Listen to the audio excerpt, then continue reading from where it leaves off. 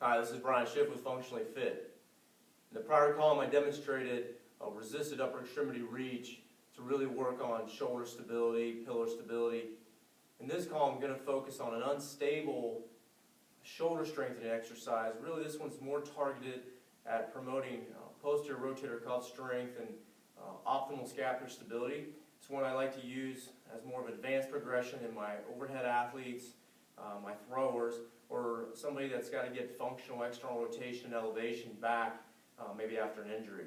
So I prefer to use a light dumbbell with this exercise because I want them to not be overloaded with resistance in terms of getting to end range as far as force generation capacity versus the amount of resistance they feel. So the dumbbell is a little bit more predictable that way. But I'm going to start with the right hand, and we're going to perform a three-dimensional diagonal or a D2 flexion motion, if you will. And for this exercise, the left leg is going to be my stance or stability leg.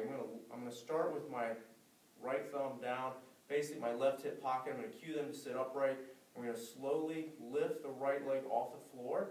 Now I've got to engage my trunk and my core basically to maintain good alignment and stability.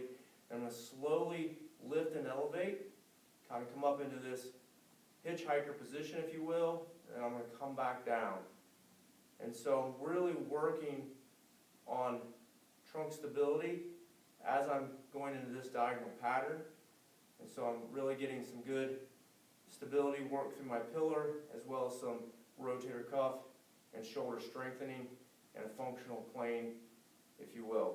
So it's a nice progression of maybe a stationary standing diagonal raise, or you could even start in a half kneeling position before you go into this unstable type of technique. If somebody really struggles, certainly bring them down with both feet on the ground and work the pattern. A progression before you take the foot completely off could be slightly elevating this right foot and putting a small ball or a block beneath it just to get them a little bit offset so they start to challenge that center of gravity. But I'll typically have them do 10 quality repetitions on one side, and then we'll switch sides.